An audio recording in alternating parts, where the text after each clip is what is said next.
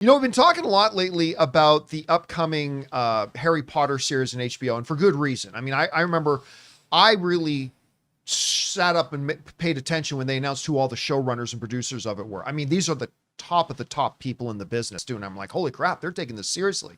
Then the casting started to come out, and I think they've absolutely nailed all the casting, and we've seen some production stills. But the one character that we still don't know who's playing them, because honestly, they're going to have a pretty small role in the first season anyway.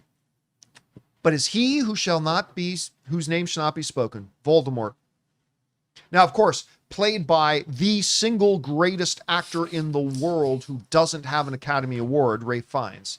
In the movie versions, we got to get ourselves a TV version for him, and we don't have that yet. Now, one of the leading names was Matt Smith, but Matt Smith just did an interview yesterday saying, I love that character, but it isn't going to be me. So that kind of took that away. But it got me thinking, Rob. And my thoughts went, who could play Voldemort?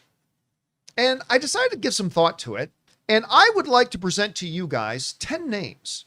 Ooh. That some of them are very different from each other. Some of them a little bit similar, some of them very different. But I think all of them, for their own reasons, would do a great job playing Lord Voldemort in the new Harry Potter series. I think you're going to like a couple of these names too. I think you're going to like my first name. Okay. First name I'm going to bring up. He's been around long before, but I fell in love with him with the offer. Yeah. Matthew Good. Robert Evans. Oh, as Robert I Evans. love that. Matthew Good as Voldemort. By the way, you know what's the cherry on top of it? Did you see, why am I freezing on the name of the little vampire horror movie we watched, Jonathan? Oh, the little girl, the dancer. Yeah. Abigail. When he shows up in Abigail, I'm like, wait, is that Matthew Good? Mm-hmm. And he's like doing it. I thought like he was only in that movie for like 3 minutes. Yeah. And he owned it. Like he was so good in that. He was in Tom Ford's first feature, A Single Man. He was incredible. And obviously he played Ozymandias in Watchmen, but I thought he was great what he was doing, but I thought he was miscast. I thought the take on the character wasn't his fault. Right. Was not what it should have been, but I still loved him. And I mean, as Bob Evans, that guy deserved an Emmy. It's a great shame that he didn't get it. Mm-hmm. They should still do a Bob Evans TV show. I love the idea of Matthew Good as Voldemort. Love it. He would kill it. All right. Got 9 more to give you. When I think of Voldemort, this is one of the guys whose image just pops into my head. Hugo Weaving. Agent Smith. Lord Elrond. I think Hugo Weaving with that pure, he's got a power menace about him when he really wants to turn it on. And I think him as Voldemort, I think he would absolutely kill it. So if they were to announce him, I'd be all for it. So Hugo Weaving is the second name I want to throw in there. Third name, brilliant actor, Oscar caliber, and therefore it's never a mistake to add talent. I'm going to throw out there Benedict Cumberbatch. I mean, come on. Tell me he would not be great as Voldemort. He absolutely would kill it as Voldemort. So he's going to be the third name that I throw in there as well.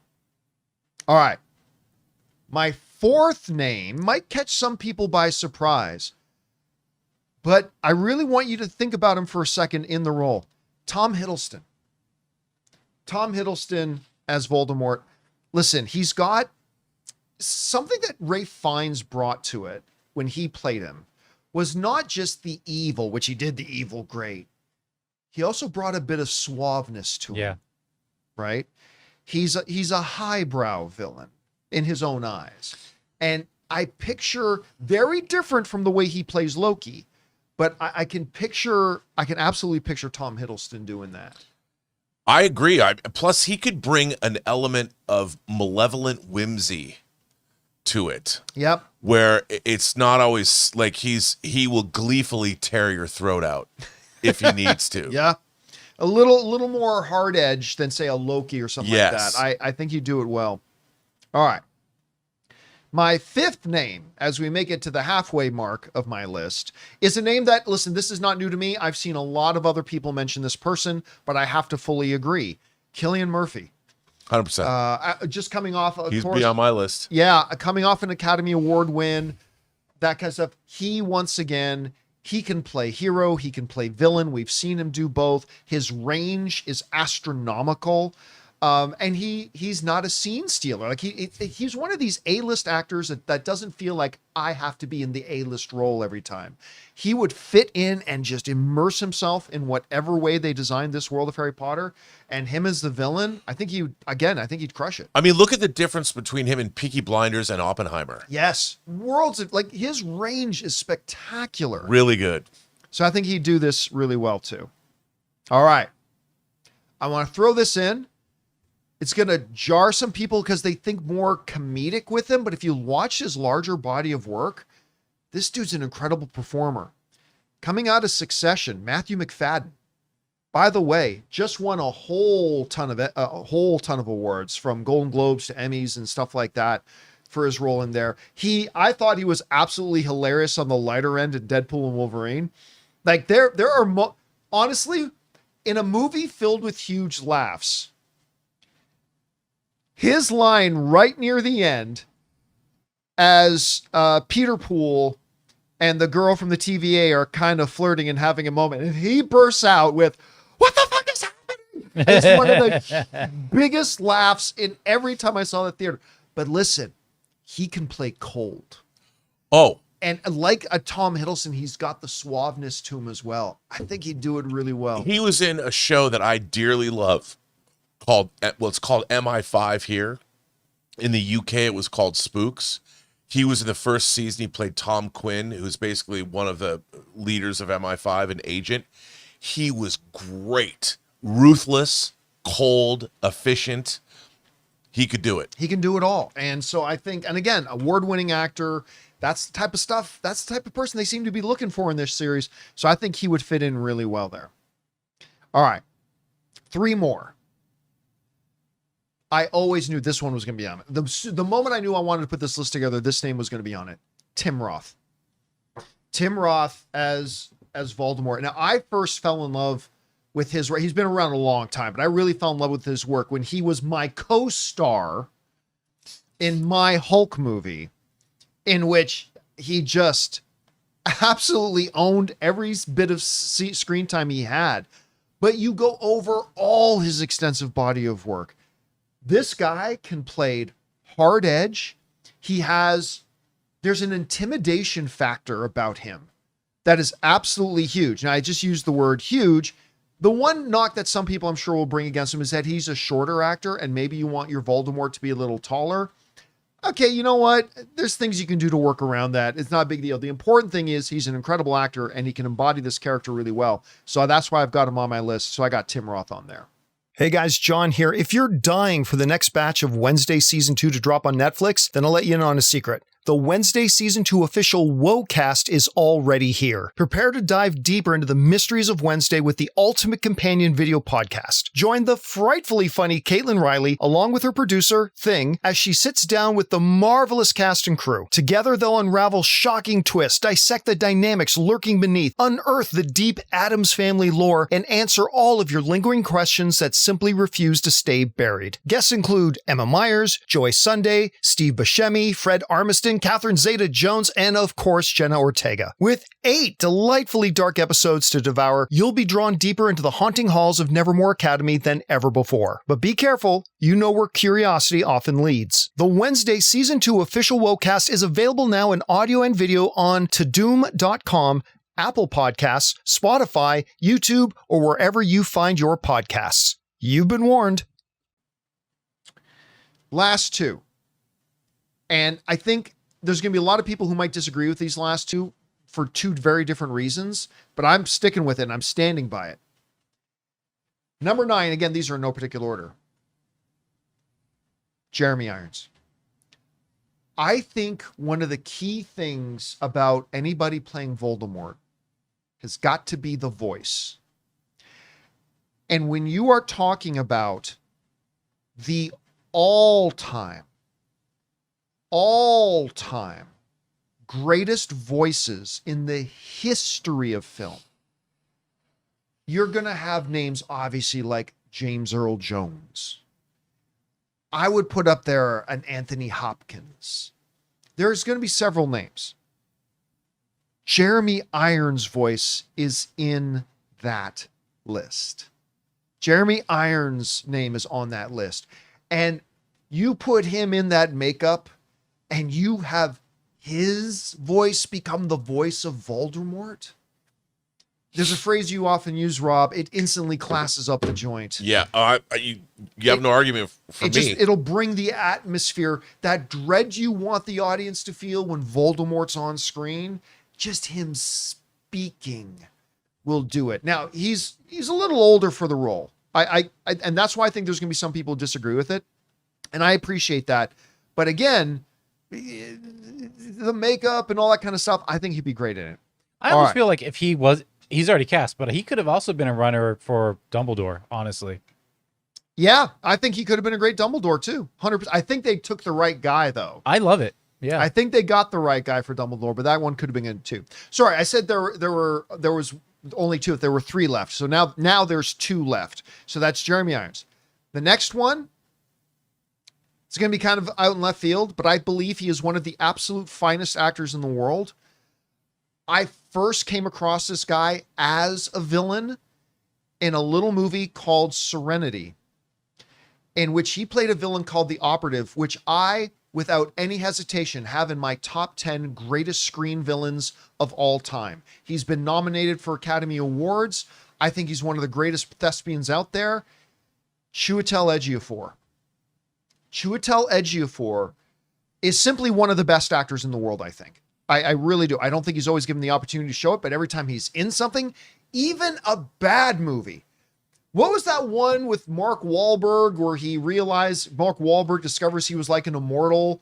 Something like that. It was kind of a Highlander ripoff sort of thing. And then Chiwetel Ejiofor is also, and yet it's a terrible movie, but Chiwetel Ejiofor killed it in that. He absolutely killed it in that. People in the live chat are saying the movie's called Infinite. Absolutely killed it in that. He's simply one of the best. And you, again, talking about the Tom Hiddleston aspect, that suaveness. Oh my God. Guys, if you have not seen Serenity, go and watch him as the Operative. Tell me he doesn't terrify you in that. He's great. So again, Chiwetel Ejiofor. Then my last one. And I think everybody's going to disagree with this, because they only think of one kind of angle to this with him. But I'm telling you, I think this would be for this guy what Eternal Sunshine of the Spotless Mind was for Jim Carrey. I'm going to say Simon Pegg. Wow. I think Simon Pegg is one of these comedic guys that everybody looks at a certain way. But there have been moments and little projects where he has been far more serious. And again, I think, I'm not saying he's like in the pantheon of comedic guys who have become dramatic. There's really two names. There's Tom Hanks and there's Jim Carrey. I'm not saying he's Tom Hanks and Jim Carrey. Okay. I'm not saying that, but he's got that element to him. I think he's got that X factor, and him stepping in there. I wanted at least one out of left field kind of pick. And I propose Simon Pegg as that out of left field pick. I think he would do really well in it. So just once again, here are the guys I have. I have Matthew Good. I have Hugo Weaving. I have Benedict Cumberbatch. I have Tom Hiddleston. I have Cillian Murphy. I have Chiwetel Ejiofor. I have Matthew McFadden. I have Tim Roth. I have Jeremy Irons. And my out of left field pick, my way out there one, but I actually think would be really good, is Simon Pegg. I think if any of those guys, and there's probably 50 other guys if they got announced we'll be excited about too, but I think if any one of these guys gets announced, I'm going to be stoked. Rob, do any of my picks stand out to you, and do you have any others? I think they're all good picks, even Simon Pegg. I mean, I love Matthew Good. I've got 3 additional picks for you. 3. Please hit me. 2 Frenchmen. Lambert Wilson, who played the Merovingian in Matrix Reloaded. Yep. He was so good in that. So good. Vincent Cassel. Yep. who I love both as a hero but mostly as a villain. And then also one of my favorite British actors of all time is Richard E. Grant, who I should have known you'd put Richard Grant in there. Yeah, there's Vincent Cassel. I mean, I love Vincent Cassel's a freaking boss. I mean, he's there. so Everyone good. wants a British actor, but I love Vincent Cassel. You know, he was in movies like Lahane, The Hate when he was younger. I think he was in a movie called Doberman that I love.